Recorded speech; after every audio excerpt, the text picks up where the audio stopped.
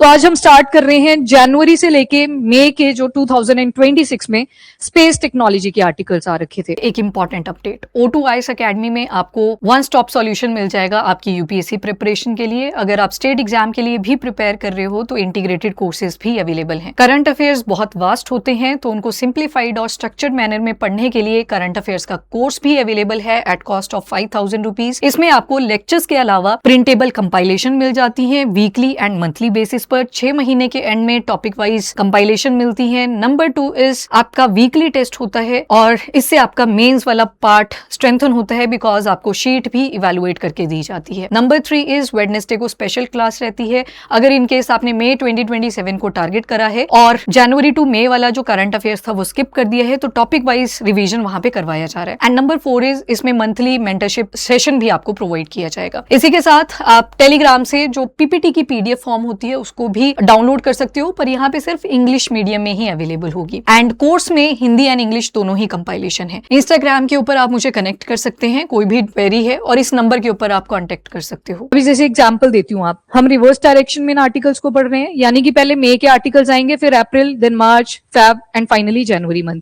अब जैसे आपने एक दिन पढ़ा अबाउट मिशन दृष्टि कि दृष्टि सैटेलाइट के साथ जो हमारा कांटेक्ट है वो सोलर स्टॉर्म की वजह से डिस्कनेक्ट हो गया है, मतलब हमें नहीं पता वो मिसाइल कहां गई। तो आज इसमें वो आर्टिकल फिर से आएगा, पर उस दिन लॉन्च करी थी। तो रिवर्स में क्या होता है कि आपको अपडेट्स भी मिल जाते हैं और अगर कॉन्टिन्यूअसली करंट को फॉलो कर रहे हो तो चीजें आपको अपडेटेड रहती हैं। तो सबसे पहले तो स्पेस टेक पे सीधा ना आर्टिकल पे जाके हम क्या करेंगे, आज बेसिक टर्मिनोलॉजी को पहले अंडरस्टैंड कर लेंगे। फिर जितने भी स्पेस टेक के आर्टिकल्स आएंगे आपको पता होगा कि इसका मतलब क्या है। फॉर एग्जाम्पल सबसे इजी टर्म के साथ मैं शुरू करूंगी, दैट इज पेलोड। एक टर्म होती है पेलोड और एक आता है वॉरहेड। वॉरहेड वाला आप पढ़ चुके, जैसे कि डिफेंस टेक्नोलॉजी, उसमें आप गोला बारूद ऐड करते हो, दैट इज वॉरहेड। अब पेलोड आएगा किस केस में, स्पेस टेक के अंदर। पेलोड इसको भी बोल सकते हैं, पर यहां पे वॉरहेड क्यों ऐड करा, क्योंकि जो डिफेंस टेक्नोलॉजी थी आपकी वो डिस्ट्रक्शन के लिए मानी गई, मतलब आपको डिस्ट्रक्शन कॉज करनी है। कंस्ट्रक्टिव भी है। कंस्ट्रक्टिव कैसे है, अपनी कंट्री को सिक्योरिटी भी तो प्रोवाइड करनी है, तो वो कंस्ट्रक्टिव भी है। डिस्ट्रक्टिव किस एंगल से है, फिजिकल एंगल से, मतलब जब गिरेगी मिसाइल, कहीं पे भी ड्रोन गिरेगा वो क्या करेगा, डिस्ट्रक्शन कॉज करेगा। वहां पे टर्म यूज होती है वॉरहेड। आज हम स्पेस की तरफ जा रहे हैं तो उसमें बोलेंगे पेलोड।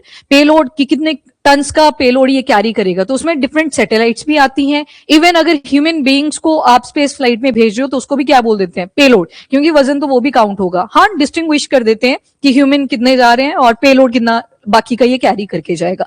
अब चलते हैं टुवर्ड्स स्पेस तक पहुंचने के लिए आपको अर्थ की कुछ लेयर्स को क्रॉस करना पड़ता है। ये अर्थ दिख रही है आपको, ऊपर क्लाउड्स भी दिख रहे होंगे, तो मतलब एक एटमॉस्फेयर की लेयर भी ऊपर आती है।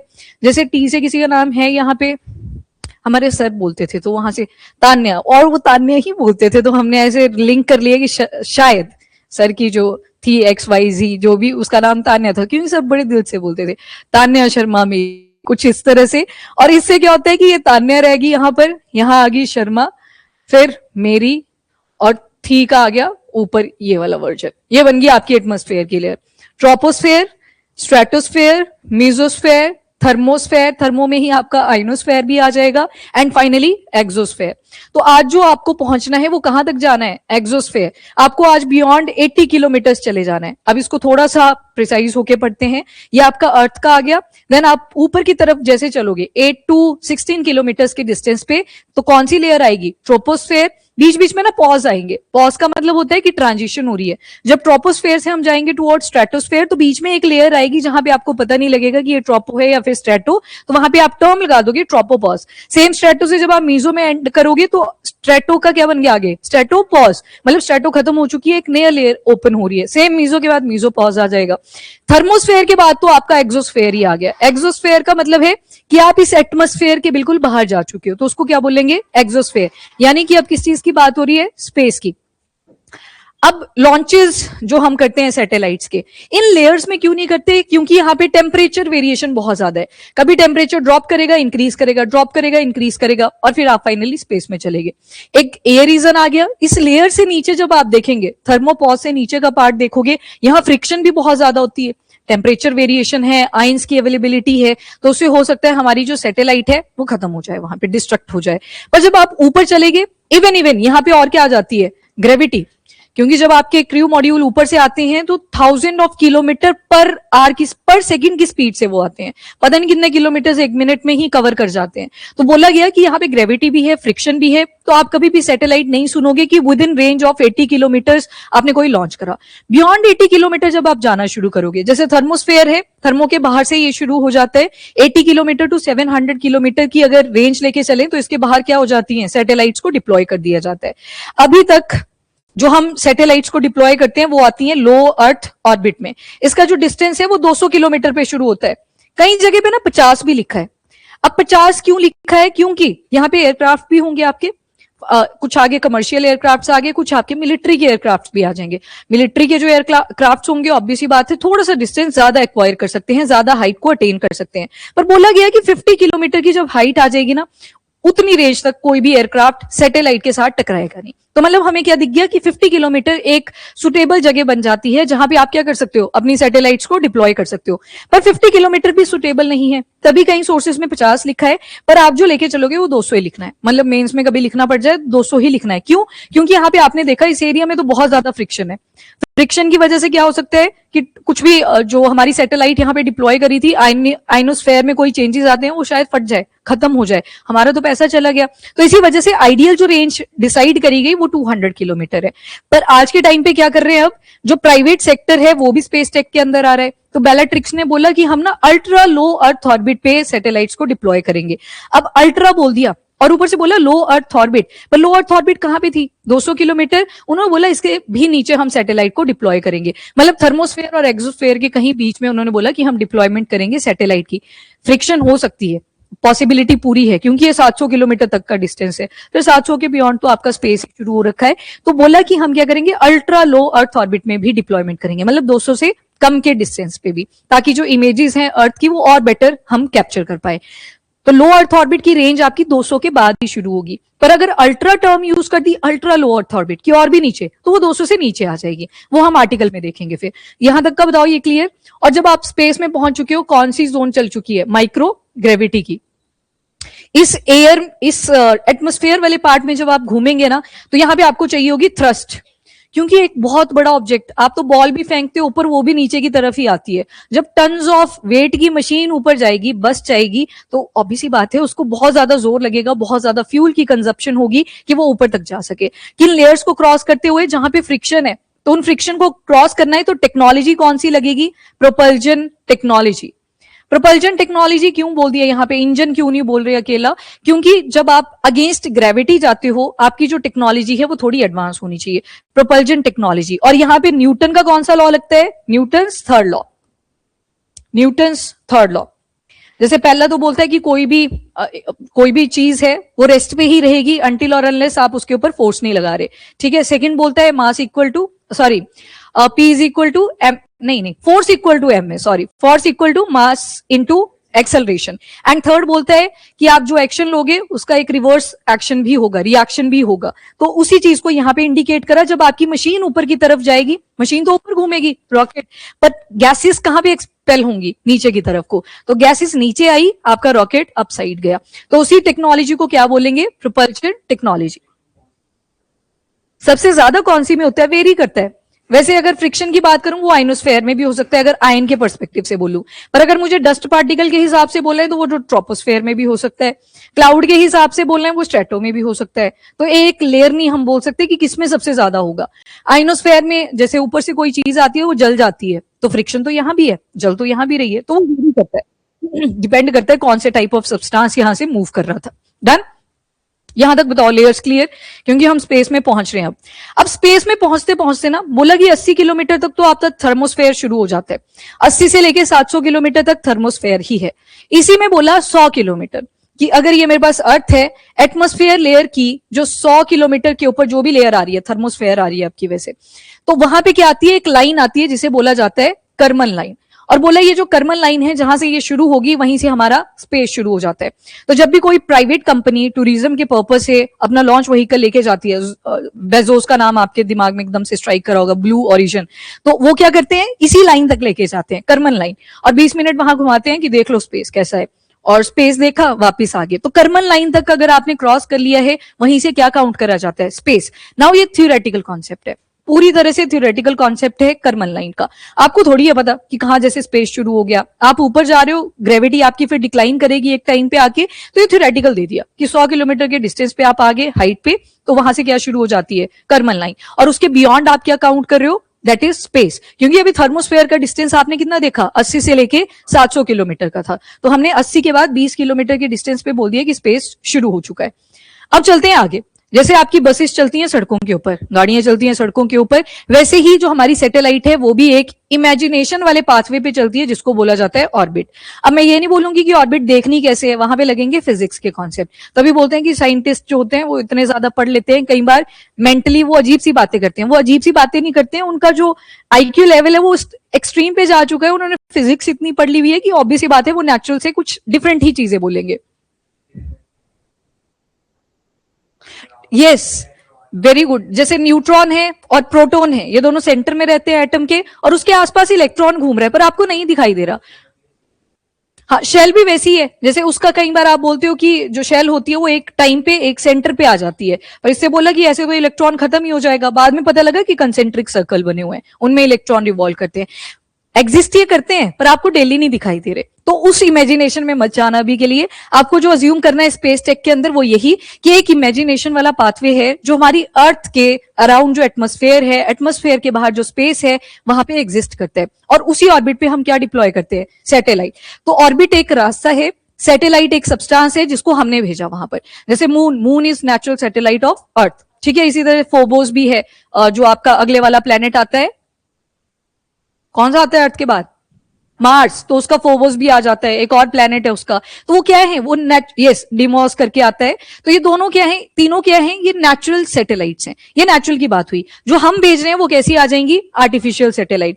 कई बार बच्चे भेजते हैं तो बच्चों ने बनाई होती है सैटेलाइट, आजकल प्रमोट करते हैं R&D को कॉलेजेस यूनिवर्सिटीज में। इवन तमिलनाडु से तो छोटे बच्चे थे, 12th क्लास के थे मेरे ख्याल से, उन्होंने भी सैटेलाइट बनाई, तो इसरो ने वो भी लॉन्च करवाई थी ताकि वो साइंटिफिक टेम्परामेंट डेवलप हो सके और बच्चे ज्यादा से ज्यादा पार्टिसिपेट करें R&D के अंदर, जो जहां पे इनोवेशन के ऊपर फोकस किया जाता है। तो उनको एकेडमिक सैटेलाइट बोल दिया जाता है। वैसे अगर डिफेंस पर्पस से कोई सैटेलाइट डिप्लॉय करी गई तो मिलिट्री सैटेलाइट तो रहती है, प्लस आपको उस सैटेलाइट की जो इन्फॉर्मेशन है वो पब्लिक डोमेन में नहीं दी जाएगी, तो उनको बोल दिया जाता है किलर सैटेलाइट।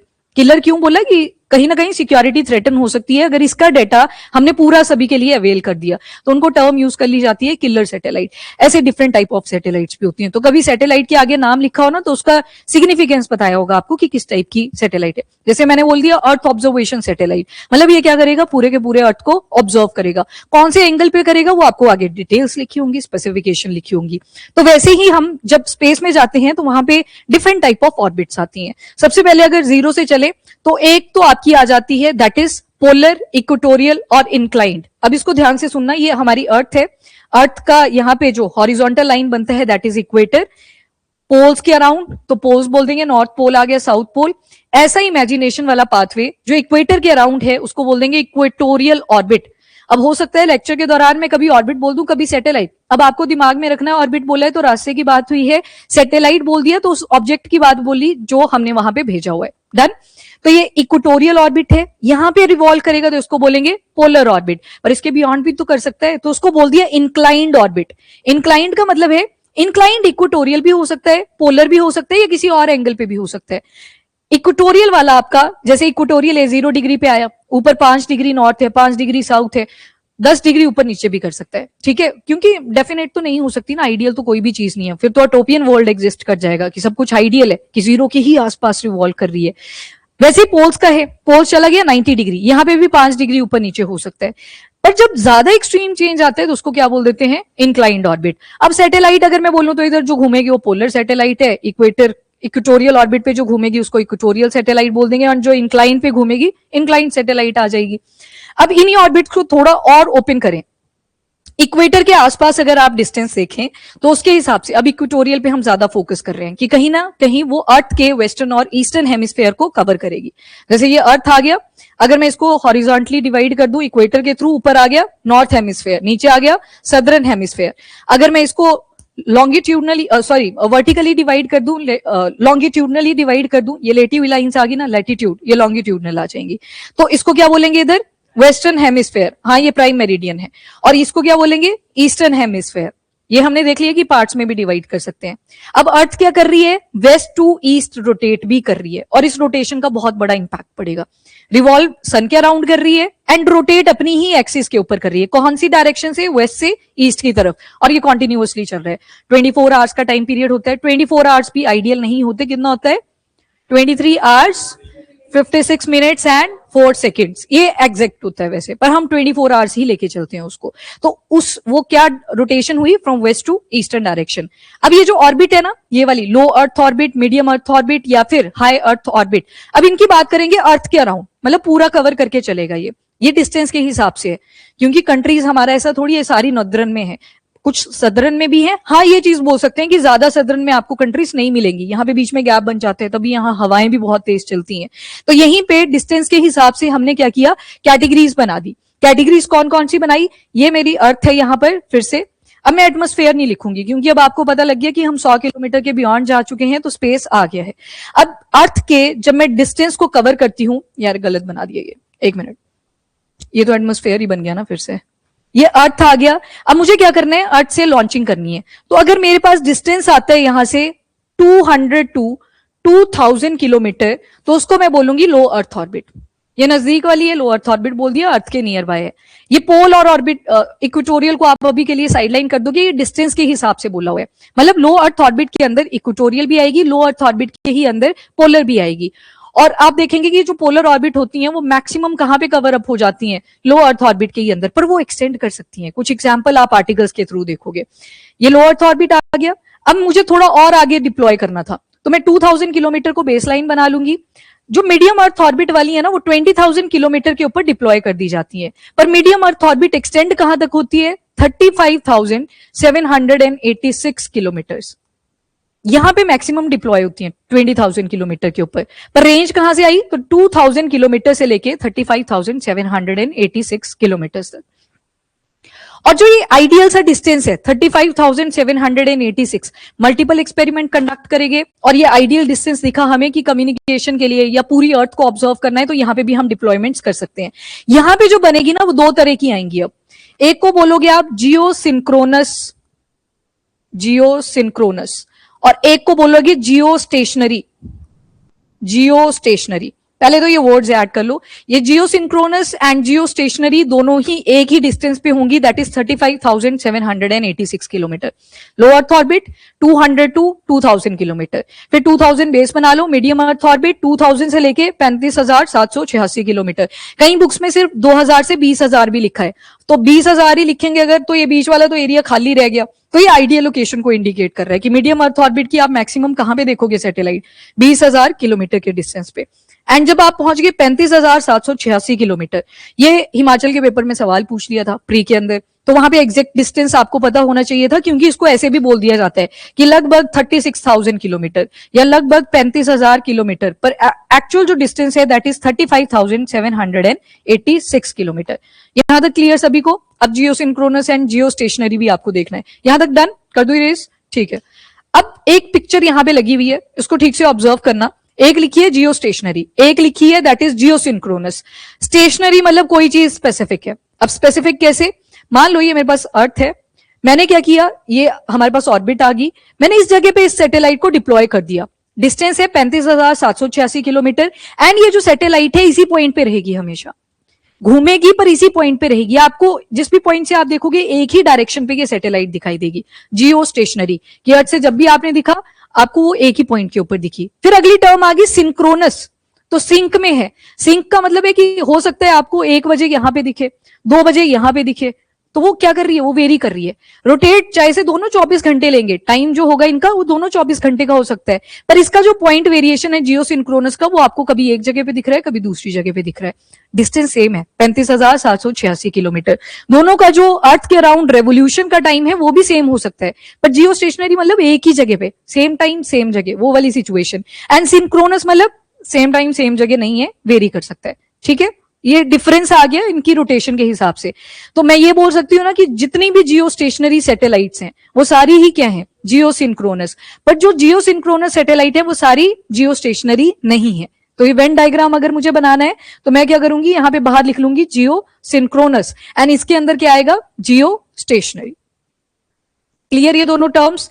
अब कहां पे सैटेलाइट डिप्लॉय करी गई उसके हिसाब से आपको इंडिविजुअली हर एक एक्सपेरिमेंट के डिस्टेंस देखने पड़ते हैं। डिस्टेंस तो सेम ही रहेगा, एंगल देखने पड़ते हैं, क्योंकि हमें क्या दिखा कि जियोसिंक्रोनस तो क्या कर रहा है, इंक्लाइंड भी बन रहा है, कभी इक्वेटोरियल भी बन जा रहा है, कभी पोलर भी बन जा रहा है। जब वो बन गया आइडियल कि इक्वेटर के ही अराउंड मुझको रिवॉल्व करना है, डिस्टेंस बहुत ज्यादा है, पोल्स के ऊपर आप बहुत कम देखोगे कि कोई सैटेलाइट 35,786 किलोमीटर के पॉइंट पे जाके डिप्लॉय आपने करी। आप ज्यादा देखोगे इक्वेटोरियल रीजन के आसपास ही ये रहेंगी। तो जियो स्टेशनरी कब बोलेंगे जियोसिंक्रोनस को, जब वो 0 डिग्री पे आ गई। मतलब 0 डिग्री का मतलब है 5 डिग्री ऊपर नीचे हो सकता है, आइडियल कंडीशन तो नहीं एग्जिस्ट करेगी, थोड़ा थोड़ा ऊपर नीचे हो सकता है। डन। तो ये टर्मिनोलॉजीज का डिफरेंस था जो कि आपको समझ आना चाहिए, क्योंकि ये जब भी स्पेस टेक का कोई मिशन लॉन्च करा गया ये टर्म पक्का आती है। अब थोड़ा सा इसको ऑब्जर्व करेंगे तो देखो जियो स्टेशनरी की ब्लू लाइन है, क्या दिखा रहा है कि एक ही जगह पे रुका हुआ है, पर जियो सिंक्रोनस वाला क्या दिखा रहा है कि एंगल पे भी बना हुआ है, डिस्टेंस सेम है, दैट इज 35,786 किलोमीटर। डन। तो ये पाथवे कैसा दिख रहा है आपको, इलिप्टिकल। अब एक टर्म आती है that is sun synchronous. Sun synchronous जो आपको दिखेगी ये पोल्स के कॉन्टेक्स्ट में दिखेगी। कैसे, अब हमारी जो अर्थ है वो कहां रोटेट कर रही है, from west to eastern direction. तो आप चाहते हो कि मैं पूरी अर्थ के ऊपर चेक रख पाता, ठीक है, तो आपने क्या करना है, पोल्स के ऊपर डिप्लॉयमेंट कर देनी है कि सन के सिंक में ये चलती रहे। क्योंकि आपकी अर्थ अगर रोटेट कर रही है, ऊपर से अर्थ सन के अराउंड भी रिवॉल्व कर रही है, तो वो सन के सिंक में ऑलरेडी है, रेवोल्यूशन कर रही है ना। एक जो फेस है हमारी अर्थ का, एक टाइम पे उस पे सूर्य की किरणें डली होंगी, फिर घूमते घूमते एक जगह पे रात हो जाएगी, दूसरी जगह पे सुबह हो जाएगी। तो अगर इक्वेटर पे डालती हूं तब तो ये मुझे पॉसिबिलिटी नहीं है कि मैं देख पाऊं, क्योंकि इक्वेटर की बात करें, ये देखो ये अर्थ है, यहां से 0 डिग्री पे अर्थ गया, अर्थ के अंदर से इक्वेटर गया। अब यहाँ पे कंट्रीज आ जाएंगी, ये सारी कंट्रीज मान लेते हैं। अब मान लो हमारे एरिया में अभी धूप आ रखी है, पर यहाँ पे वेस्टर्न हेमिस्फेयर में आप देखोगे यूएस वगैरह में तो यहाँ पूरी रात हो रखी है, 12 घंटे का डिफरेंस आ जाता है। तो इक्वेटर के ऊपर अगर मैं डिप्लॉय करूंगी तो सन की जो कैपेसिटी है वो सब जगह पे नहीं पड़ेगी, पर अगर वहीं पोल्स पे ऐड कर दूं तो अब पोल्स क्या करेंगे, पोल्स रहेंगे सन के सिंक में। कैसे रहे, अब अर्थ क्या कर रही है, सन के अराउंड रिवॉल्व कर रही है। कम ज्यादा हो सकता है, कभी ठंड आएगी कभी गर्मी आएगी, उसके हिसाब से कम ज्यादा हो सकता है, पर ये किसके कॉन्टेक्स्ट में आएगा, ये रहेगा कि पोल जो है कॉन्टिन्यूअसली किसके सिंक में आ रहे हैं, सन के सिंक में। तो पोलर के ही एक सब टाइप आप क्या देखते हो, दैट इज सन सिंक्रोनस। तो सन सिंक्रोनस पोलर ऑर्बिट के ही अंदर आता है। तो जब भी आप देखोगे ना कि 24 आवर्स हमें पिक्चर मिलती रहे अर्थ की विद रिस्पेक्ट टू सन के सिंक्रोनिसिटी के साथ, तो वो कौन सी ऑर्बिट होती है, सन सिंक्रोनस। अभी एग्जांपल आएंगे आगे, उससे आप और बेटर अंडरस्टैंड कर पाओगे, पर पहले बताओ ये पता लग गया आपको, सन के सिंक में रहेगी। क्योंकि आज के टाइम पे सोलर एरे भी डिप्लॉय करे जाते हैं। सोलर एरे डिप्लॉय करने का मतलब सोलर पैनल लगाए जाते हैं ताकि ऊपर जाके पूरी डिपेंडेंसी फ्यूल पे भी ना हो, अगर इमरजेंसी कोई एनर्जी वहां पे चाहिए तो वो सोलर एनर्जी से हार्नेस हो जाए। तो सोलर एरे भी डिप्लॉय करे जाते हैं। जैसे एक एग्जांपल आएगा निसार का आगे, NASA ISRO synthetic aperture radar, अभी नाम नहीं याद हुआ, छोड़ दो, आगे आने वाला है ये मैक्सिको सिटी के कॉन्टेक्स्ट में। तो ये थी आपकी सैटेलाइट्स। बताओ ये ऑर्बिट्स एंड सैटेलाइट क्लियर। आपको मैंने बीच में ऑर्बिट बोला होगा, कहीं पे सैटेलाइट बोला होगा, पर आपको अब क्लियर है ऑर्बिट बोला है तो रास्ते की बात हुई है, और जिस रास्ते के ऊपर वो सामान चल रहा है, बस चल रही है, उसको हम क्या बोलेंगे, सैटेलाइट। अच्छा, एक और टर्म सैटेलाइट से ही याद आई, वन इज सैटेलाइट एंड जो दूसरी टर्म आती है वो है capsule. Clear, satellite and capsule. Satellite पे इंसान नहीं बैठ के जाते, कैप्सूल जिसमें इंसान बैठ के जाते हैं, ह्यूमन स्पेस फ्लाइट। एक केस भी हुआ था जिसमें डॉग को भेजा था नासा वालों ने, नाम नहीं याद आ रहा मिशन का, हाँ, तो उसमें वो सैटेलाइट के साथ भेज दिया था, कैप्सूल नहीं बनाया था। वही आगे ना कि जानवर है ये, थोड़ी बोलेगा, तो उसको वैसे भेज दिया। मंकी पे भी एक्सपेरिमेंट करा था, हाँ वेरी गुड, याद है आपको, चलो ठीक है, थे नहीं तब। और वैसे पेटा का इतना भी सिग्निफिकेंस नहीं है, जो तो उसके अंदर मेंबर है वो खुद चिकन पका रहे होते हैं, ठीक है, हाँ, मतलब फिर मुर्गी की उतनी वैल्यू नहीं है, वही बात आ गई। चलो एनीवेज, उस टाइम पे नहीं था वो भी एक पॉइंट है। बट कैप्सूल इज जिसके अंदर ह्यूमंस बैठे होंगे। सैटेलाइट जब आपने मशीन भेजी किसी पर्पस से, कम्युनिकेशन हो सकता है, नेविगेशन हो सकता है, अर्थ को ऑब्जर्व करना हो सकता है। डन। यहाँ पे ह्यूमन स्पेस फ्लाइट्स का एग्जाम्पल आएगा कैप्सूल के केस में। अब आते हैं launch vehicle. Launch vehicle is like बस जिसमें क्या पैसेंजर बैठे होंगे। अब बस में ऐसा तो है नहीं कि अकेले पैसेंजर ही बैठे होते हैं, प्रॉपर इंजन भी तो लगा हुआ है जिसके ऊपर वो फिर फर्दर बैठेंगे। तो ये सेम ही चीज है, लॉन्च व्हीकल क्या होगा, हमारे लिए बस की तरह एक्ट करेगा, जिसके अंदर इंजन भी लगा है, जिसके अंदर फ्यूल भी बर्न कर रहा है, जिसके अंदर एनर्जी भी आ रही है, और आपकी गाड़ी भी चल रही है और आप भी बैठे हुए हो। तो मतलब ये वही लॉन्च व्हीकल है। अब देखो लॉन्च व्हीकल की जो जर्नी है हमारी, ये चलती है फ्रॉम सैटेलाइट लॉन्च व्हीकल। पहले 1 बना, 2 बना, 3 को भी पार्शियल सक्सेस ही मानते थे। ये है satellite launch vehicle. Launch vehicle बस है, बस लॉन्च व्हीकल टर्म याद कर लो, फुल फॉर्म इजी है ना इसकी। यही टर्म्स आगे वाली चेंज होंगी, आगे लॉन्च व्हीकल ही लगा है, LV is launch vehicle. Satellite launch vehicle 3 के थ्रू हमने रोहिणी को भी लॉन्च करा था 1980s में, ठीक है। लॉन्च अच्छा हो गया था, पर थोड़े से फेलियर हमें लॉन्च व्हीकल में देखने को मिले। सेकंड, हमने क्या बोला कि जो सैटेलाइट लॉन्च व्हीकल है ना, इसकी कैरिंग कैपेसिटी ज्यादा नहीं थी, सिर्फ 45 kgs के आसपास थी, मतलब 45 किलो सामान ही लेके जा पा रहा था ऊपर। अब हमें कैपेबिलिटी इंक्रीज करनी थी कि चलो लॉन्च व्हीकल तो हमें बनाने आ गया, इससे पहले हम कभी रशिया की हेल्प ले रहे हैं, कभी यूएस की हेल्प ले रहे हैं, पर हमें इंडिजिनाइजेशन तो करनी थी। तो पहले 45 किलो ही पेलोड ये कैरी करके जा रहा है। फिर उसके बाद अगला लॉन्च व्हीकल बनाना शुरू करा, वो बना ऑगमेंटेड सैटेलाइट लॉन्च व्हीकल। ये देखो, ये सैटेलाइट लॉन्च व्हीकल ही लिखा है, बस आगे क्या बोल दिया, ऑगमेंटेड। इसकी जो कैपेसिटी थी वो 3 गुना ज्यादा थी if compare to satellite launch vehicle. कितनी आ गई, तो लगभग 150 किलोग्राम के आसपास, मतलब इतना सामान अब कैरी करके लेके जा रहे थे हम। टाइम बीतता गया, हमने बोला एडवांस सैटेलाइट लॉन्च व्हीकल बनाने पड़ेंगे जो टन्स में सामान को स्पेस तक लेके जाए। और फिर फाइनली इसरो ने बनाया वर्क हॉर्स। वर्क हॉर्स तो ये बाद में बना, that is polar satellite launch vehicle. Polar से ये बिल्कुल भी मतलब नहीं है कि सिर्फ पोलर वाले ही लॉन्चेस के लिए इसका यूज करा जाएगा, नाम दे दिया पोलर सैटेलाइट लॉन्च व्हीकल। ये जो पोलर सैटेलाइट लॉन्च व्हीकल था, इससे हमने बहुत सारे एक्सपेरिमेंट कंडक्ट करे हैं, अभी 3 डिजिट्स में आ चुके हैं। 100 एंड समथिंग की सीरीज चली होगी, आप चेक कर सकते हो, पर हंड्रेड्स में आ चुके हैं, जिनमें मैंने फेलियर भी इंक्लूड कर दिया, कुछ फेल भी हुए हैं ना एक्सपेरिमेंट, वो भी आ जाएंगे। तो ये वर्कहॉर्स कैसे बना, कितने सारे एक्सपेरिमेंट इसरो ने इसके थ्रू लॉन्च करे। फिर बोला कि नहीं और एडवांस चाहिए, क्योंकि टेक्नोलॉजी अपग्रेड कर रही है। अब जैसे इसमें कैपेबिलिटी पे हम फोकस कर रहे थे, आगे हम यही फोकस रख रहे थे कि जो हमारा लॉन्च व्हीकल है उसका वजन कम हो सके जितना उतना रखना है। एंड दूसरी चीज, उसकी कैरिंग कैपेसिटी ज्यादा होनी चाहिए कि सामान वो ज्यादा कैरी करके लेके जाए, और टेक्नोलॉजिकली वो और ज्यादा एडवांस होना चाहिए। अब शुरू के देखोगे ना, यहाँ पे सॉलिड लिक्विड फ्यूल, पहले वाला तो सॉलिड ही था सारा ओरिएंटेड, अगले में सॉलिड एंड लिक्विड फ्यूल हम यूज करने लगे, इसमें भी अभी सॉलिड और लिक्विड ही फ्यूल यूज कर रहे थे। तो बोला टेक्नोलॉजिकली भी एडवांस बनाना है, एंड ज्यादा डिस्टेंस तक जाना पड़ जाए तो वो टेक्नोलॉजिकल फेलियर नहीं आना चाहिए। तो उसके लिए क्या बना दिया, जियोसिंक्रोनस लॉन्च व्हीकल मार्क 1 आया, 2 आया, देन 3 सबसे अपग्रेडेड आया, एंड उससे भी अपग्रेडेड अब कौन सा आ चुका है, that is human rated launch vehicle mark 3। यही है, मतलब सेम, इसमें अपग्रेडेशन ऐड कर दी, जैसे दूसरा है ये तीसरा आ गया, इसी का upgraded version is HLVM3, that is human rated launch vehicle mark 3। Human rated मतलब ह्यूमन स्पेस फ्लाइट इसके थ्रू पॉसिबल है, ह्यूमन रेटेड बोल दिया। इसके अलावा एक और है ऐसे लॉन्च व्हीकल जिसके ऊपर अभी काम चल रहा है, नाम है इसका सूर्या।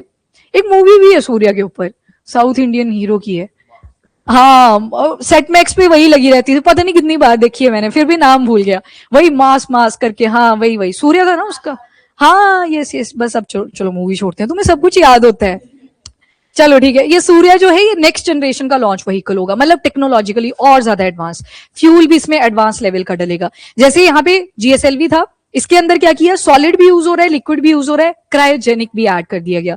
सूर्य वाला जो आएगा ये भी यूज नहीं कर रहे हम, इसमें सेमी क्रायोजेनिक फ्यूल भी यूज करा जाएगा। सॉलिड वाले को रिप्लेस करने की ट्राई कर रहे हैं, क्योंकि अब हम डेवलपिंग से डेवलप की तरफ भी जा रहे हैं, तो हम सेमी क्रायोजेनिक भी यूज करना चाहते हैं।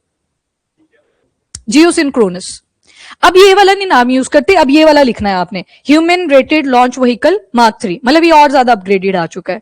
हाँ जी, ऑनलाइन आप भी एक्टिव रहना चैट बॉक्स में, अगर कोई डाउट होगा तो बीच में बोल देना। अलग से PDF है मैम, मंथली से ही पढ़ना है सुरेंद्र, ये वही है, सेम ही है।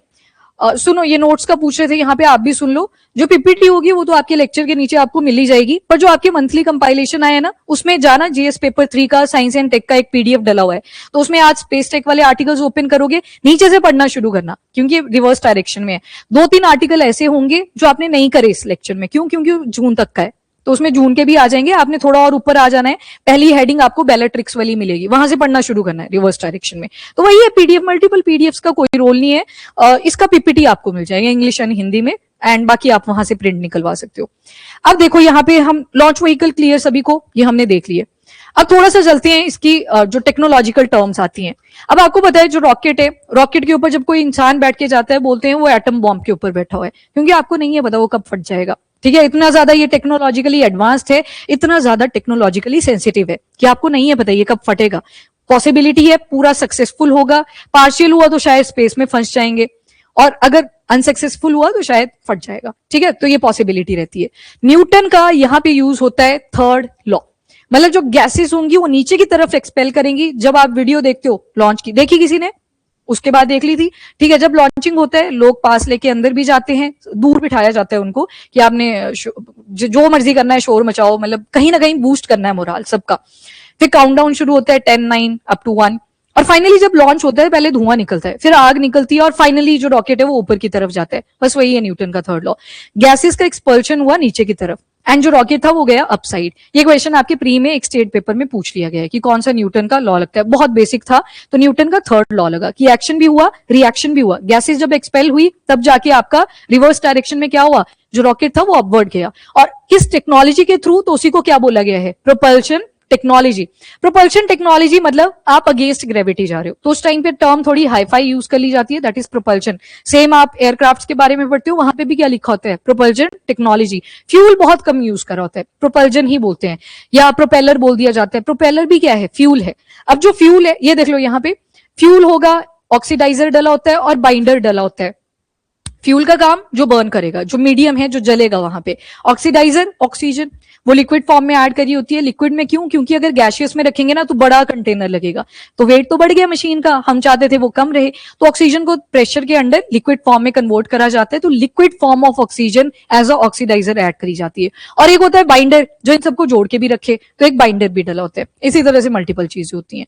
अब ध्यान रखना, सबसे पहले कंबशन चैम्बर होगा, क्योंकि जब आपने बोला 3, 2, 1 तो उसी टाइम वो ऑन हो चुके थे बटन, आपका जो प्रोपेलर था वो जलना शुरू हो चुका था, यानी कि फ्यूल बर्न होना शुरू हो चुका था। एंड फाइनली नोजल्स ओपन करेंगी, वो ऑक्सीजन उसके कांटेक्ट में आएगी, जलेगा वो। एंड फाइनली गैसेस क्या करेंगी, नीचे की तरफ एक्सपेल होंगी, एंड जो आपका रॉकेट है वो अपवर्ड डायरेक्शन में जाएगा। इसी टेक्नोलॉजी को सारे को क्या बोलते हैं, प्रोपल्शन टेक्नोलॉजी। तो अब से ये टर्म आए प्रोपल्शन, तो अब क्लियर है ना, वो इंजन की ही बर्निंग, फ्यूल की ही बर्निंग की बात कर रहा है। बस अगेंस्ट ग्रेविटी हम जा रहे हैं, और यहाँ पे फोर्स नहीं लग रही है। यहाँ पे टर्म क्या यूज कर लेते हैं, थ्रस्ट। फोर्स का भी एक एक्सट्रीम वर्जन आता है, जब आप अगेंस्ट ग्रेविटी जा रहे हो तो वहां पे टर्मिनोलॉजी चेंज हो जाती है, तो उसको क्या बोल देते हैं, थ्रस्ट। क्योंकि थ्रस्ट की यूनिट भी क्या आती है, एसआई यूनिट, न्यूटन। फोर्स की क्या है, न्यूटन। दोनों की न्यूटन है, क्योंकि ये फोर्स ही है, पर अगेंस्ट ग्रेविटी जब यूज कर रहे हैं तो उस टाइम पे हम क्या बोल दे रहे हैं, थ्रस्ट। डन। कोई ऐसा जिसको समझ ना आया हो? आरुष क्लियर है आपको? ठीक है। अब फ्यूल्स की हमने बात करी प्रोपल्शन टेक्नोलॉजी में। अब फ्यूल्स की जब हमने बात करी तो यहां पे मल्टीपल कैटेगरी के फ्यूल्स आते हैं। सबसे पहले आएगा सॉलिड। एक एग्जांपल लिखना है तो लिख लो अपने पास। यहां पे हाइड्रोजीन वगैरह के सॉल्ट्स का यूज कर लिया जाता है। हाइड्रोजीन भी रहने दो, एक और लिखो। सॉलिड की बात करेंगे तो यहां पे अमोनियम रिलेटेड जो सॉल्ट्स होते हैं उनको फ्यूल की फॉर्म में यूज करा जाता है। इवन जब इम्प्रोवाइज्ड जो एक्सप्लोसिव डिवाइसेस है, आईईडी भी जिनको बोलते हैं, लोकली किसी ने बॉम्ब बना लिया, तो उसके अंदर भी आप बार बार सुनोगे ammonium nitrate fuel oil. Ammonia जो होता है वो बहुत कॉमनली सॉलिड पाउडर की फॉर्म में यूज करा जाता है। पाउडर भी तो सॉलिड की फॉर्म है ना, पाउडर, क्योंकि दाने दाने होंगे उसके अंदर भी, तो उसको भी सॉलिड में ही काउंट करा जाता है। तो उससे जब फ्यूल बना तो उसको किस कैटेगरी में रखेंगे, सॉलिड। यहाँ पे सॉलिड के पैलेट्स वगैरह बना दिए जाते हैं। पैलेट अगर मैं बोलूं जैसे दवाई होती है, पानी के अंदर रखोगे वो घुल जाएगी ना, पहले कैसी थी, सॉलिड। तो यहाँ पे शेप्स बनाई जाती हैं, पैलेट्स बनाई जाती हैं, ईंटें होती हैं जैसे, बिल्कुल इस फ्यूल को भी वैसे सेट करा होता है। पाउडर तो उड़ जाएगा, किसी ने फूंक मार दी कि आज फ्यूल वेस्ट करते हैं, तो वो तो वेस्ट हो जाएगा, तो उसकी पैलेट्स बनाई जाती हैं। ये आ गया सॉलिड फ्यूल। सेकंड आएगा आपके पास लिक्विड। लिक्विड फ्यूल में तो वैसे क्रायोजेनिक वाला भी आ जाएगा। लिक्विड का मतलब है जो तरल होगा नेचर में। यहाँ पे गैसोलीन वोड भी यूज कर सकते हो, हाइड्रोजीन वगैरह भी डल सकता है, हाइड्रोजीन। इसी में क्रायोजेनिक वाला भी आ जाएगा। क्रायोजेनिक का क्या मतलब है, इसमें होगी लिक्विड हाइड्रोजन। अब देखो लिक्विड फॉर्म में डाला है हाइड्रोजन गैस को, तो उसको हम लिक्विड फ्यूल तो बोल ही सकते हैं, ठीक है। नेक्स्ट इसी में सेमी क्रायोजेनिक भी आ जाएगा। सेमी क्रायोजेनिक मतलब इसमें क्या डाला होगा, कैरोसिन, और कैरोसिन भी कैसा होता है नेचर में, लिक्विड। अब ये तो आ गई classification on the basis of कि मैटर की जो कॉम्पोजिशन है वो कैसे रखी है, क्या वो हार्ड है, क्या वो लिक्विड है, या गैशियस फॉर्म में है। देखो अकेला गैशियस फॉर्म में बोले हम तो कभी नहीं भेजेंगे स्पेस टेक में। क्यों, क्योंकि उसके लिए चेंबर बड़ा चाहिए होगा। गैसेस एक्सपैंड करती हैं तो उसके लिए तो आपको चेंबर बड़ा चाहिए होगा। पर लिक्विड आप किसी जिस भी शेप में डालोगे वैसी शेप अटेन कर लेगा, तो लिक्विड फॉर्म में गैसेस को कन्वर्ट कर दिया जाता है। तो मतलब गैशियस वाली कैटेगरी आपको नहीं पढ़नी है। यहाँ पे जो कैटेगरी आएगी हाइड्रोजीन, हाइड्रोजीन वगैरह का यूज करके लिक्विड फॉर्म में फ्यूल बनाया जाता है। और भी बहुत सारे एग्जांपल है, मेटल ऑक्साइड्स के भी बनाए जाते हैं, मल्टीपल एग्जांपल। ये जस्ट मैंने आपको एक एग्जांपल दे दिया कि इस तरह के फ्यूल्स का यूज रहता है। अब तीसरी जो आप कैटेगरी बनाओगे वो है क्रायोजेनिक। क्रायोजेनिक में कॉम्पोजिशन फिक्स रहती है, इनमें कॉम्पोजिशन फिक्स नहीं है, ये डिपेंड करता है इस बार बजट बढ़िया आ गया, अगर बजट बढ़िया होगा तो बढ़िया क्वालिटी का फ्यूल यूज करा जाएगा, अदरवाइज एडजस्टमेंट होगी तो जो चीप पड़ेगा अपने को उस हिसाब से फ्यूल परचेज करा जाता है।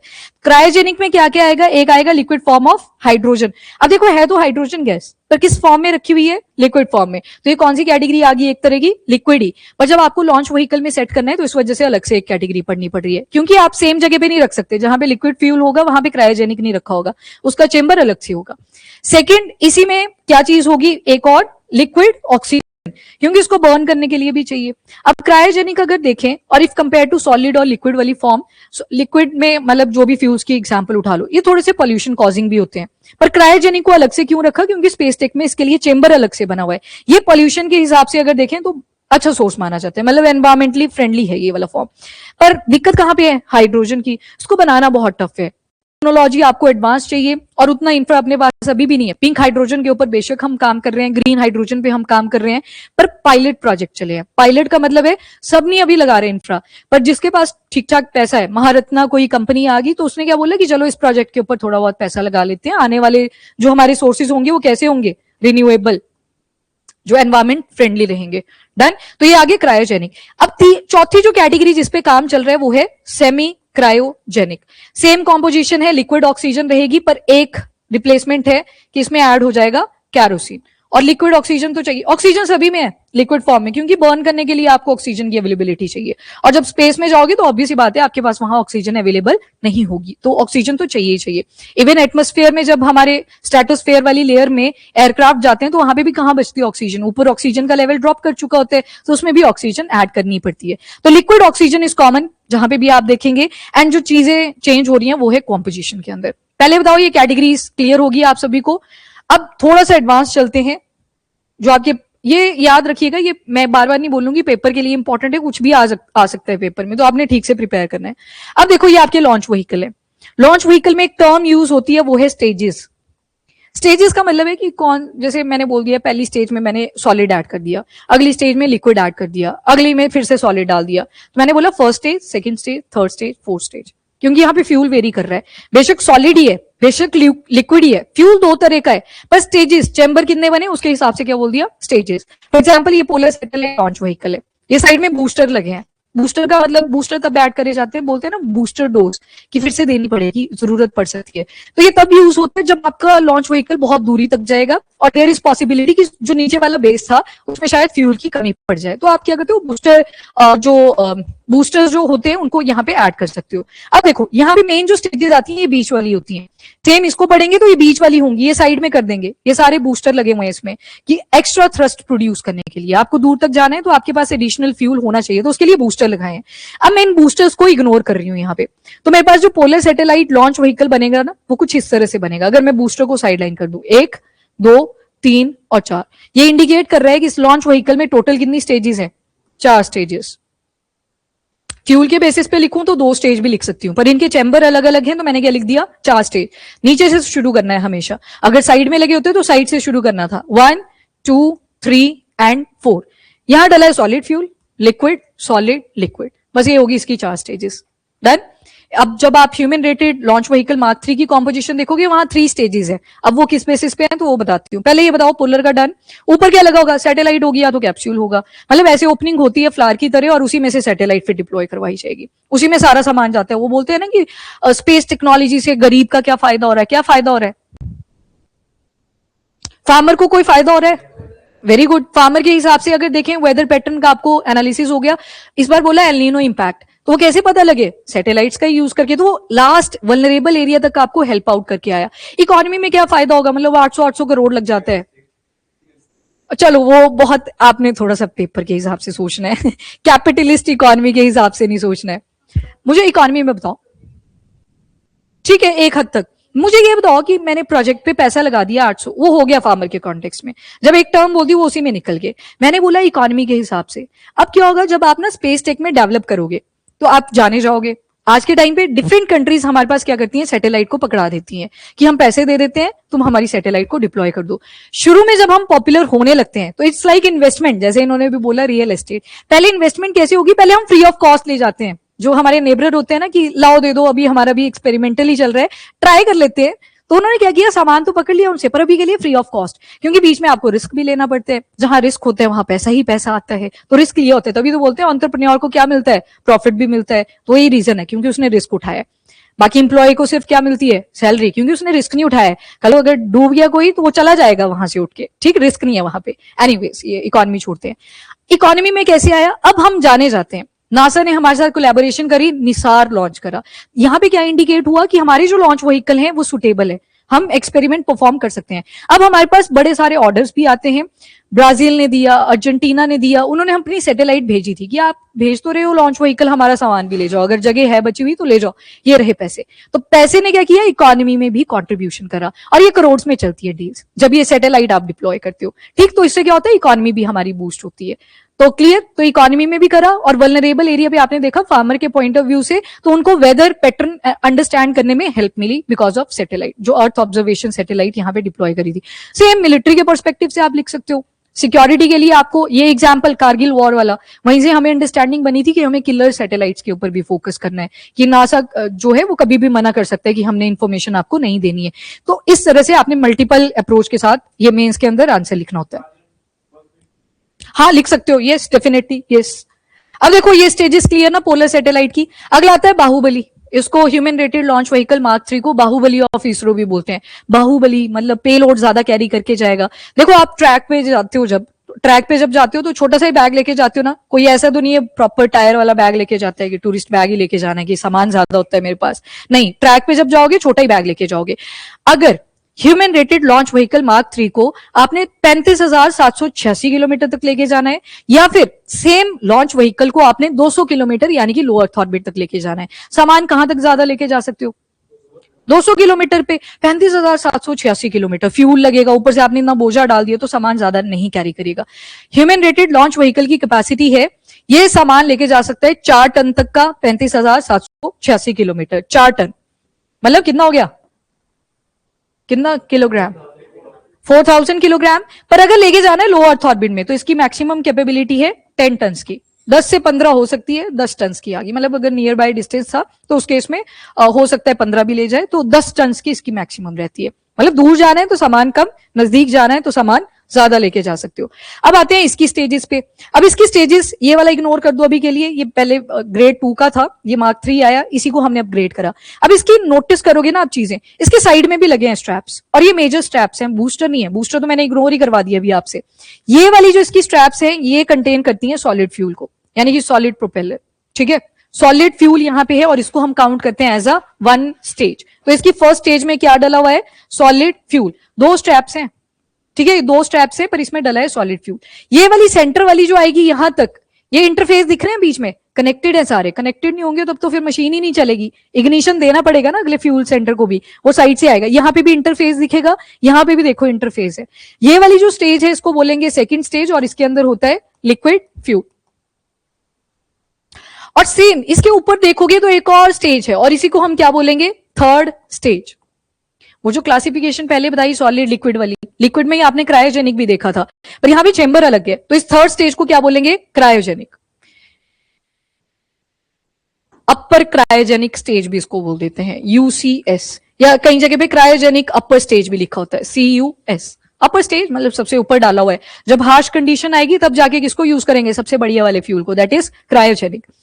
अब क्रायोजेनिक के ऊपर आप देखोगे तो ये फ्लावर लाइक ओपन करता है, इसके अंदर सैटेलाइट हो सकती है, इसमें कैप्सूल भी हो सकता है, वो वेरी करेगा from one experiment to another. देख लिया आपने ये, तो ये थर्ड स्टेज इसमें बनी, मतलब इसमें 3 स्टेजेस हैं। क्यों, क्योंकि साइड में इसके सॉलिड के स्ट्रैप थे। पोलर वाले में क्यों बोला 4 स्टेजेस, क्योंकि सॉलिड था, लिक्विड था, सॉलिड, लिक्विड, इस तरह से था। आगे वाला जो आएगा उसमें हम ट्राई कर रहे हैं कि ये जो सॉलिड वाला फ्यूल है ना, इसको रिप्लेस कर देते हैं विद लिक्विड, ताकि बीच में अगर पॉजेस लगाने पड़े तो इजीली लग सके। जैसे आप सिलेंडर घर पे यूज करते हो, उसको ऑन ऑफ कर पाते हो, पर सॉलिड फ्यूल में ये वाला फीचर नहीं आता, उसमें एक बार फ्यूल बर्न करना शुरू करता है वो फिर बर्न ही करे जाता है।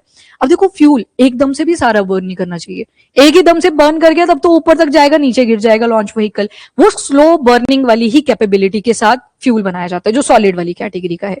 बताओ जी, फ्यूल की कैटेगरी क्लियर, यहां तक कोई डाउट? ये बेसिक था बिल्कुल सारा जो आपको पता होना चाहिए, मतलब from the static point of view. अभी इसकी जो थ्योरेटिकल फॉर्म आती है कि इनको स्पर बना पहले, फिर इसरो की फॉर्मेशन हुई। जब तक हमारा इसरो बना था तब तक एक्सियोम मिशन जो था वो शुरू हो चुका था नासा का। तो हम क्या देखते हैं कि हम बाद में डेवलपिंग की स्टेज में आए, क्योंकि हम तो इंडिपेंडेंट ही 1947 में हुए, उसके बाद ये साइंटिफिक टेम्परामेंट आया। तो वो जो थ्योरेटिकल है वो आपकी स्टैटिक का पार्ट रहेगा, ठीक है। इनके स्किप होता है, मतलब छूट जाता है तो मुझे बता देना, मैं करवा दूंगी। पर अभी के लिए हमें आर्टिकल्स पढ़ने हैं, तो उसके पॉइंट ऑफ व्यू से इतना जानना आपके लिए जरूरी था। सॉलिड, क्योंकि अभी आपको एटमॉस्फेयर की लेयर क्रॉस करनी है और वहां पे आएगी फ्रिक्शन, और आप नहीं चाहते कि फ्रिक्शन की वजह से जो मेरी फ्यूल बर्निंग टेंडेंसी थी वो रिड्यूस करे। सॉलिड वाला होता है सस्ता, उससे महंगा लिक्विड, उससे महंगा क्रायोजेनिक। तो फ्रिक्शन वाली स्टेज में हम चाहते हैं कि फ्यूल कॉन्टिन्यूसली बर्न करे, तो वहां पे हमने क्या ऐड करे होते हैं, सॉलिड।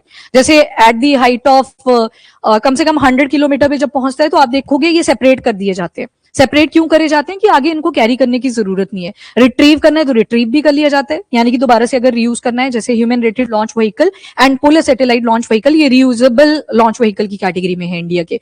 तो सॉलिड हम इसलिए चाहते हैं कि कॉन्टिन्यूअसली बर्न करता रहे। लिक्विड में ऑन एंड ऑफ का फीचर होता है। जब आप माइक्रोग्रेविटी में पहुंचेगी तो फिर आप लिक्विड फ्यूल को यूज करना शुरू कर देते हो, पर एनर्जी ऊपर की तरफ इंक्रीज करती जाएगी। सॉलिड से ज्यादा लिक्विड में, लिक्विड से ज्यादा सॉरी एनर्जी जो होगी, या एफिशिएंसी बोलना था मुझे, एफिशिएंसी ऊपर की तरफ इंक्रीज करती जाएगी। सॉलिड में एक ही बारी में सारी एनर्जी निकल गई, थ्रस्ट, क्योंकि आपको अगेंस्ट ग्रेविटी जाना था, तो आपको एक ऐसा फ्यूल चाहिए था जो बीच में रुके ना गलती से भी, तो उसमें आपने सॉलिड को यूज करा। लिक्विड अब ऑन ऑफ करना है आपको, कि बीच में हो सकता है आप जब माइक्रोग्रेविटी जोन में पहुंचोगे तब थोड़ी फ्यूल यूज करोगे, वहां तो वो खुद ही चलता रहेगा, तो उस टाइम पे आप ऑफ भी कर सकते हो टेम्परेरी। फिर आपको लगा कि एनर्जी में कमी आ रही है, आपने फिर से ऑन कर दिया, वो लिक्विड फ्यूल का एडवांटेज। एंड क्रायोजेनिक क्यों ऐड करा था, क्योंकि आगे हार्श एनवायरमेंट भी आएगा, तो हार्श एनवायरमेंट जब आएगा तो उस टाइम पे कौन सा फ्यूल सबसे रिलायबल है, दैट इज क्रायोजेनिक। क्लियर? और किसी को कोई डाउट? फिर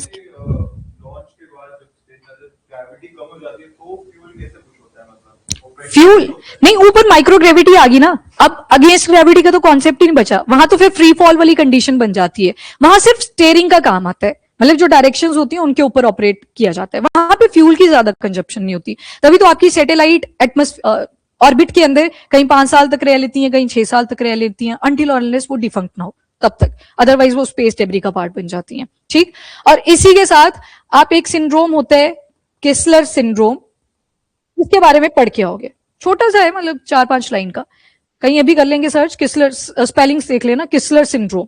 ये स्पेस टेक के साथ ही जुड़ा है, पर सिंड्रोम देख के कहीं इसको डिजीज के साथ कनेक्ट कर लेते हैं, ये स्पेस टेक के ही साथ जुड़ा है, ठीक है, इसको नोट करेंगे। ऑनलाइन सब ठीक है, सारे ही अवेलेबल हैं अभी तक, तो बता दो मुझे एक बार। क्या? नहीं नहीं नहीं नहीं नहीं, ये उसके साथ नहीं है, मैंने बोला ना ये टेक के साथ है और स्पेस डेब्री के साथ है, उसके बीच कहीं लाई करते हैं, ये इंसान के साथ नहीं है। मैंने बोला था सिंड्रोम कि इंसान के साथ एकदम से जोड़ सकते हैं, हो सकती है पूरी पॉसिबिलिटी, ऑप्शन में दिखेगा आपको ऐसे, तो आपने ये ठीक से देखना है, इजी है। यहां तक क्लियर सभी को? अब इसके बाद जो आपके आर्टिकल्स हैं वो यहां से शुरू होंगे। फॉर एग्जांपल बेलेट्रिक्स ने बोला था हम अल्ट्रा लो ऑर्बिट सैटेलाइट यहां पे लॉन्च करना शुरू करेंगे। अब अल्ट्रा की बात करी तो प्रोजेक्ट का नाम रखा प्रोजेक्ट 200, और जो आपने बेसिक देखी उसमें क्या बोला था, 200 से लेके 2000 किलोमीटर तक कौन सी ऑर्बिट आती है, लो अर्थ ऑर्बिट। पर इन्होंने किसकी बात करी है, अल्ट्रा लो अर्थ ऑर्बिट की। तो अल्ट्रा का केस है तो मतलब 200 से नीचे भी आएंगे, 180 टू 250 किलोमीटर।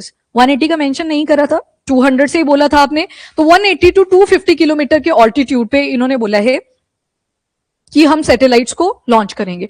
अब देखो सॉलिड फ्यूल वाला जो आपने क्वेश्चन पूछा, इतनी ज्यादा थ्रस्ट डेवलप होती है कि फटाफट से 100 किलोमीटर ये क्रॉस कर जाए, फटाफट से, फटाफट तभी तो बोलते हैं 16 मिनट के अंदर 300 टू 400 किलोमीटर पे पहुंच जाएगा। गगनयान मिशन जो होगा हमारा, विद इन 16 मिनट्स वो 300 से 400 किलोमीटर की डिस्टेंस पे होगा। ब्रेक लगाना जरूरी है, तो बेलेट्रिक्स ने क्या बोला, हम अपने इंजन को इसी तरह से डेवलप करने वाले हैं कि बीच में ब्रेक लग सके, किस डिस्टेंस से नीचे, लो अर्थ ऑर्बिट से, तभी इसको क्या बोला गया, ultra low earth orbit. Clear? तो यहां भी हम नीचे करेंगे अब डिप्लॉय। नीचे क्यों करना है डिप्लॉय, क्योंकि जब आप दूर कैमरा रखोगे ना आपको जूम करना पड़ेगा, जूम आप ज्यादा करोगे पिक्सल रिड्यूस करेंगे, पिक्सल जब रिड्यूस करेंगे आपके पास अच्छी इमेज की क्वालिटी नहीं आएगी। बेलेट्रिक्स जो कि एक प्राइवेट कंपनी आ जाएगी स्पेस टेक के इकोसिस्टम में, इन्होंने बोला कि हम क्या करेंगे, नजदीक से पिक्चर कैप्चर करेंगे, क्योंकि नजदीक होगी जब सैटेलाइट आप जूम वर्जन पिक्चर का कैप्चर कर सकते हो। अब दूर अगर कैमरा रखा हुआ है तो आप ज्यादा एरिया को कैप्चर कर सकते हो, नजदीक अगर कैमरा रखोगे तो कम एरिया को कैप्चर कर पाओगे। एडवांटेज एंड डिसएडवांटेज डिस्टेंस के ऊपर बहुत ज्यादा मैटर करती हैं। पर अगर पिक्चर ज्यादा क्लीन चाहिए तो कैमरा नजदीक होना चाहिए। अगर पिक्चर चल जाएगी, आपको ब्रॉड व्यू चाहिए तो आपका कैमरा दूर होना चाहिए। तो इसका मतलब ये बिल्कुल भी नहीं है कि अर्थ को अगर ऑब्जर्व करना है तो आप दूर नहीं रख सकते कैमरा, रखा तो है, हम तो रख रहे हैं। क्यों रख रहे हैं? क्योंकि हम चाहते हैं वाइड व्यू हमें अर्थ का दिखाई दे। तो बेलाट्रिक्स ने क्या बोला, हम अल्ट्रा लो अर्थ ऑर्बिट के अंदर डिप्लॉय करेंगे। नाउ टर्म्स लगी ना पता, ये बार बार कॉन्टिन्यूअसली यूज होती हैं। देन ट्रेडिशनल सैटेलाइट जो होती है ज्यादातर आप देखोगे 450 किलोमीटर के बियॉन्ड ही रखी है। क्यों? क्योंकि वहां तक सॉलिड फ्यूल फटाफट से बर्न हुआ, लिक्विड फ्यूल को आपने जैसे ही ऑन करा इतना डिस्टेंस इजीली पहुंच जाता है। प्रोपल्जन टेक्नोलॉजी ये तब यूज होती है जब भी कोई ऑब्जेक्ट फॉरवर्ड अपवर्ड डायरेक्शन में यूज करा जाता है, यानी कि न्यूटन का थर्ड लॉ जब इंप्लीमेंट होता है तो वहां पे थ्रस्ट बहुत ज्यादा जनरेट होती है। ये आई थिंक अब क्लियर है आपको। थर्मोस्फेयर की हमने देख ली, अप टू 80 किलोमीटर के बाद 700 किलोमीटर तक, और 700 के बियॉन्ड तो सारे एक्सोस्फेयर है। एंड कम्युनिकेशन लेटेंसी, अब एक लेटेंसी की भी प्रॉब्लम आती है। जैसे मैंने आपको मैसेज लिखा, वो मैसेज मैंने लिखा था 2:40 पे, पर हो सकता है कि ड्यू टू सर्टेन कंडीशन की नेटवर्क इश्यू इतने ज्यादा थे आज, या हो सकता है सारे मैसेजेस करे जा रहे हैं तो मेरा मैसेज आपको पहुंचा 2:41 पे, मतलब लेटेंसी आई बीच में। वो उसी लेटेंसी की ये बात कर रहा है कि अगर नजदीक होगी हमारी टेलीकम्युनिकेशन सैटेलाइट्स भी तो उससे क्या होगा, जो लेटेंसी है ये रिड्यूस कर जाएगी लगभग 3 गुना, तो ये भी रिडक्शन होगी। इसके बाद लोअर सैटेलाइट की कॉस्ट, अब बोला कि एक तो हमें कैमरास के ऊपर फोकस करना है, हाई रेजोल्यूशन की अर्थ ऑब्जर्वेशन करनी है, नंबर 2 टेलीकम्युनिकेशन के ऊपर, नंबर 3 साइंटिफिक रिसर्च के ऊपर, मतलब काम तो वही आ गया। बाकी स्टेटमेंट्स हैं जो भी इनके सीईओ वगैरह हैं। प्रोजेक्ट 200 नेक्स्ट जनरेशन की सैटेलाइट कैपेबिलिटी को भी डेवलप करेगा, और ये बहुत अच्छा एग्जाम्पल है। अब इसी को मैं डिफेंस टेक के साथ थोड़ा सा कोरिलेट करूं। आज के टाइम पे आप डिफेंस में पढ़ते हो कि एसिमेट्रिक वॉरफेयर की कंडीशन जनरेट होगी, किसकी वजह से? ड्रोन्स, ठीक है, अनमैन्ड एरियल व्हीकल्स, ड्रोन्स की वजह से। तो वैसे ही आपके पास हमेशा आप ये नहीं फोकस करोगे कि दूर जाके मेरे को सैटेलाइट डिप्लॉय करनी है, वो भी हेल्प करेगी, नजदीक भी होनी चाहिए। इससे पहले बाकी फोकस करना शुरू कर दें। अभी मेरे ख्याल से जो सबसे नीचे थोड़े बहुत एग्जाम्पल दिखेंगे आपको वो 195 किलोमीटर्स के हैं। यहाँ पे सैटेलाइट पहले भी डिप्लॉय करी है, कुछ डिफंक्ट कर गई है, 1-2 एग्जाम्पल आप देख सकते हो, पर काम नहीं आएंगे। आपने देख ली रेंजेस की कहां से कहां तक कौन सी वाली ऑर्बिट करेगी। नेक्स्ट इज ये आगे major Indian private space tech companies. आजकल एक सवाल पूछा जाता है मेंस में, जैसे अगर डिफेंस में मैं आपसे पूछ लूं कि इंडिजिनाइजेशन के एग्जांपल दो, इंडिया क्या काम कर रहा है कि हम सेल्फ रिलायंट हो सके, बोलता तो है पर एग्जाम्पल दो। एग्जाम्पल के साथ आपको दिखाना पड़ेगा कि हाँ देखो हमने नेवल शिप्स बनाए, ये देखो हम इंजन के ऊपर काम कर रहे हैं, जो कि बहुत डिले हो गया पर आपने अच्छा ही लिखना है। एयरक्राफ्ट के ऊपर काम कर रहे हैं, AMCA। वैसे ही स्पेस टेक के अंदर पूछ सकते हैं कितने साल से सिर्फ गवर्नमेंट ने ही फोकस करा कि हम अपने लॉन्च व्हीकल बनाएंगे, डिफरेंट मिशन को लॉन्च करेंगे, प्राइवेट इकोसिस्टम की क्या कोई एंट्री हुई है, और अगर हुई है तो उसका सिग्निफिकेंस क्या है। वहां भी आपको एग्जाम्पल चाहिए, बिना एग्जाम्पल के आप वैलिडेट कर ही नहीं सकते। ये रट लेने हैं, जैसे मर्जी रटो, बस रट लो इनको। स्काई रूट एरोस्पेस सबसे पॉपुलर इस टाइम पे इंडिया के अंदर। आप प्राइवेट स्पेस इकोसिस्टम के अंदर अगर कोई एग्जांपल उठाएं वो कौन सा है, तो स्काई रूट एरोस्पेस। इसमें विक्रम सीरीज के इन्होंने छोटे छोटे लॉन्च व्हीकल बनाना शुरू करा है। एक आर्टिकल इसका आ भी रखा है, उसको मैं करवा दूंगी आपको, पर अभी के लिए सुन लो। पिक्सल वालों का जो स्टार्टअप है, इनका मेन फोकस है hyper spectral earth observation satellite constellations के ऊपर। कॉन्स्टिलेशन इंडिकेट कर रहा है क्लस्टर ऑफ सैटेलाइट, मतलब मल्टीपल छोटी छोटी सैटेलाइट्स होंगी, उनको एक साथ डिप्लॉय करवाने की ये ट्राई करेंगे। हाइपर स्पेक्ट्रल मतलब जो आप इलेक्ट्रोमैग्नेटिक रेडिएशन पढ़ते हो ना, रेडियो वेव्स आती हैं, अप टू इंफ्रारेड अगर देखें, इंफ्रारेड पे बहुत अच्छी पिक्चर्स कैप्चर होती हैं। हाइपर स्पेक्ट्रल मतलब ज्यादा डिटेल में अर्थ को ऑब्जर्व कर पाए, मतलब अगर पेड़ है, आगे ग्रासलैंड आ गया, आगे कोई डेजर्ट वाला एरिया आ गया, तो मुझे वो प्रॉपर्ली डिस्टिंग्विश हो सके, तो उनके ऊपर ये फोकस कर रहे हैं।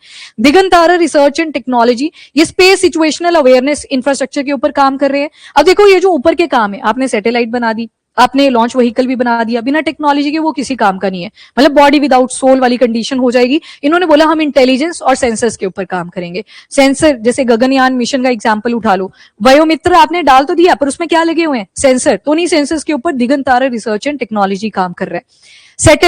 सैटेलाइज का पहले वाला नाम था दैट इज एक्सीड स्पेस, नाम चेंज हो गया, तो आपने सिर्फ सैटेलाइज को ही याद रखना है।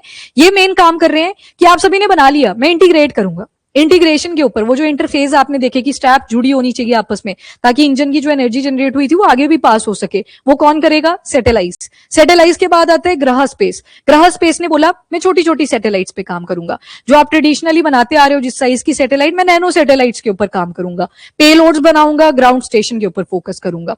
अग्निकुल कॉस्मोस, इस बार यूपीएससी में आ गया था ये भी, अग्निकुल कॉस्मोस ये भी लॉन्च व्हीकल के ऊपर काम कर रहा है। एंड इंडिया में जो फर्स्ट 3D प्रिंटेड है, इंडिया में, वर्ल्ड की बात नहीं हो रही है, है। 3D प्रिंटेड रॉकेट इंजन्स हैं, वो भी किसने बनाए हैं? अग्निकुल ने। तो उसमें स्टेटमेंट दे दिया था इस तरह से कि पूरे वर्ल्ड में है, वर्ल्ड में यूएस हमसे आगे जा चुका है, वो ऑलरेडी इस पे काम कर चुके हैं, तो इंडिया में है।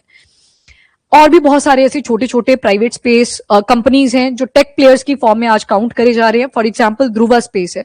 ध्रुवा स्पेस ने बोला ground station and launch services के ऊपर काम करना है।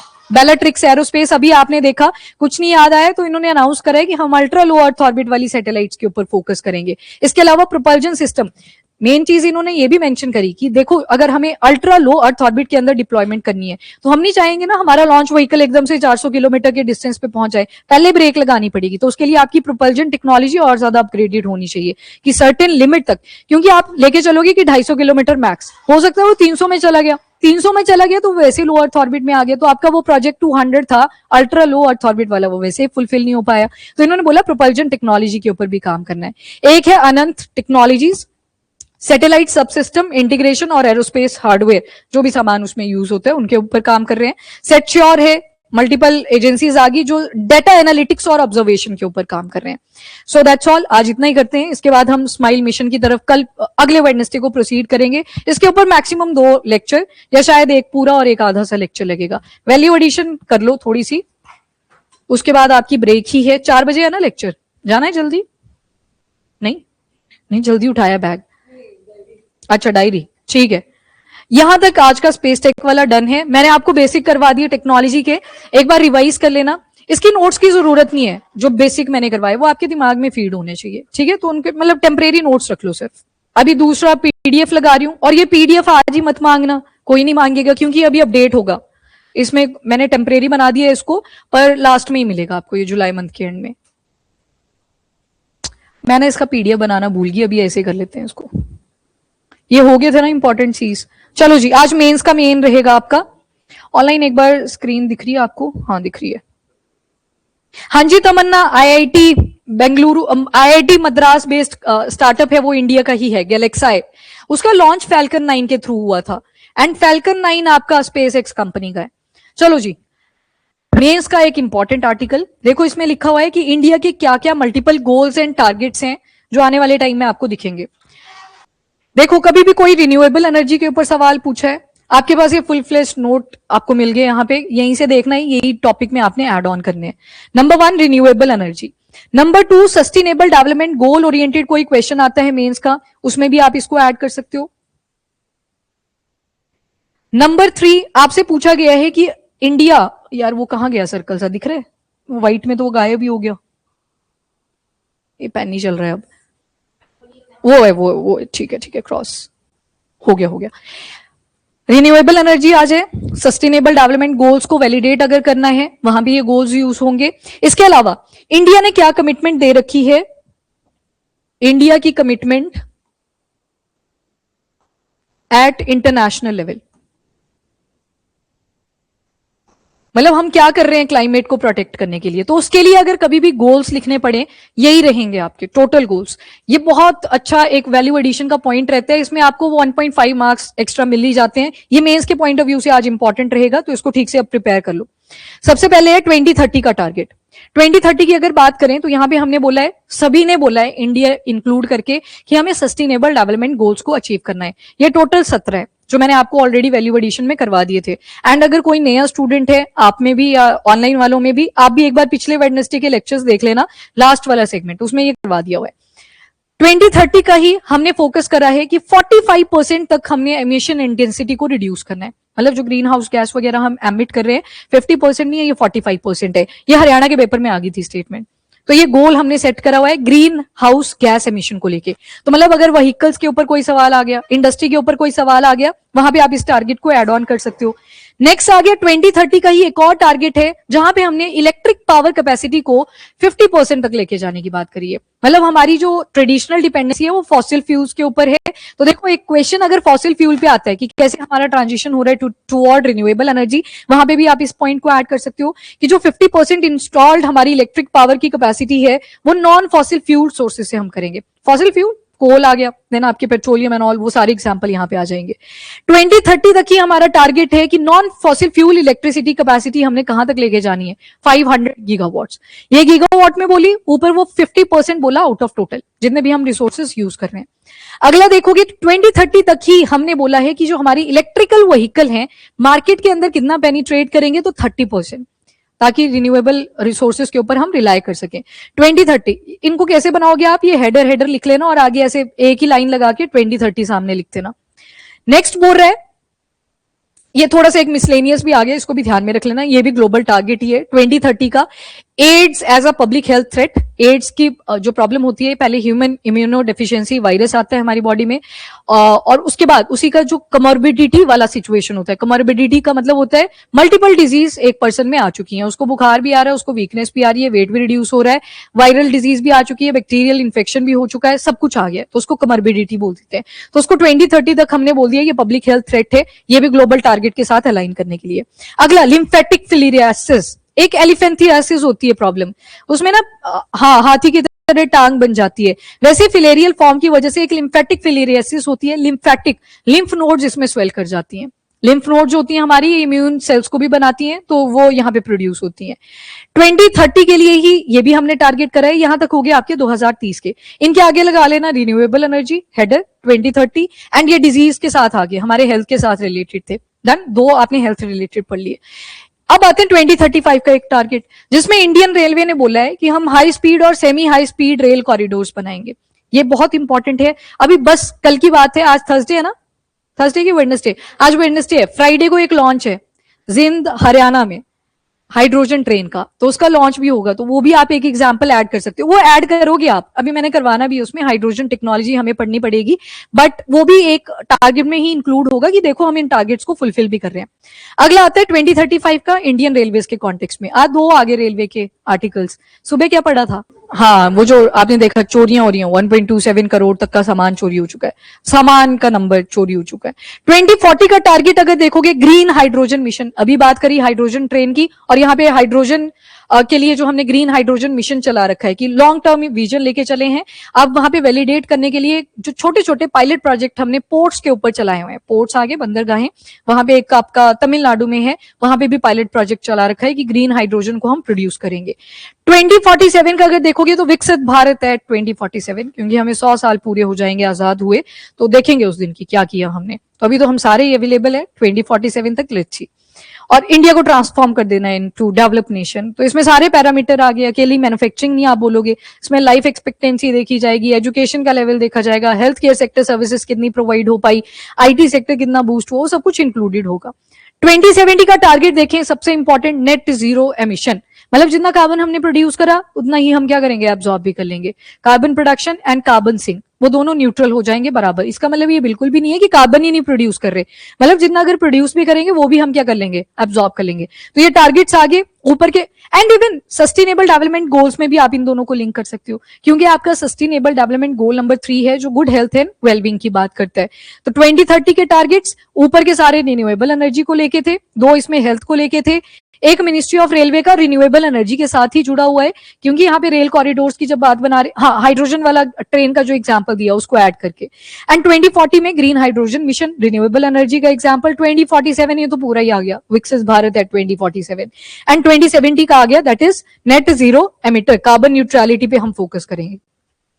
एक टर्म बहुत ज्यादा लाइमलाइट में है, ट्रीटफ्लेशन। ट्रीट, जैसे मैमफ्लेशन आ गई थी, वहां इमोशन वगैरह सारे जुड़ गए थे आपके, और आप खरीदे जा रहे हो चीजें। ट्रीटफ्लेशन बोला ना कि छोटी सी बर्थडे आ गया, किसी का बर्थडे पार्टी, सबने बोला कॉन्ट्री करते हैं, किसी की फेयरवेल आ गई, सबने बोला कॉन्ट्री करते हैं। स्कूल टाइम पे हम तो 50-50 रुपए भी कॉन्ट्री करके पार्टीज दे चुके हैं, समोसा आता था बढ़िया, नेचुरल सी पार्टी होती थी। अब थोड़ी हाई फाई हो चुकी हैं कि नहीं प्रॉपर हम हॉल बुक करेंगे, हॉल में भी थोड़ी ऐसी एस्थेटिक चीजें लगाएंगे तो खर्चा भी तो बढ़ेगा। सेम ऑफिसेज में भी एक कल्चर बनता है, जहां पे अब देखो कई ऑफिसेज में क्या होता है, कॉन्ट्री मतलब आप अलग से पार्टी करना चाहते हो। एक होता है जो बजट बना होता है आपके इंस्टीट्यूशन का, हाँ जहां पे एचआर आ जाते हैं, वो केक ले आएंगे सबके बर्थडे के ऊपर। यहाँ पे क्या बोला है, ट्रीटफ्लेशन, ये उस बजट के साथ नहीं जुड़ा हुआ। यहाँ पे भूमिका है, आरुष है, एक ईरा को उठा लेते हैं, अंकुश है। आज आरुष का बर्थडे है। आरुष कब होता है आपका बर्थडे? मार्च हो गया, फिर तो अब अगले साल आएगा। अभी किसका आ रहा है इस महीने? डरो मत, कोई नहीं मांगेगा आपसे पार्टी। कब है? 19th। अच्छा आ ही गया फिर तो, देख लेना भाई ट्रीट, है ना। अब यहाँ पे क्या होगा कि देव क्या करेगा, देव का बर्थडे आ रहा है, आप सभी ने बोला यार देव का बर्थडे आ रहा है, केक ले आते हैं। कंपल्शन नहीं है, जस्ट एग्जाम्पल है, अंकुश की तरह, जैसे कि नहीं मैम मैं तो आया नहीं था उस टाइम क्लास में, तो एग्जाम्पल है ये। देव का बर्थडे है, आप सभी ने बोला कॉन्ट्री कर लेते हैं, आरुष बन गया हेड कि चलो लाओ सारे 100-100 रुपया। अब ऐसे ही अगर सारे बच्चों के बर्थडे आप सेलिब्रेट करने लगे, वही 100-100 क्यूमुलेटिव इफेक्ट उसका देखोगे तो आपके बजट में ठीक ठाक आपकी पॉकेट को हिला के चला जाएगा।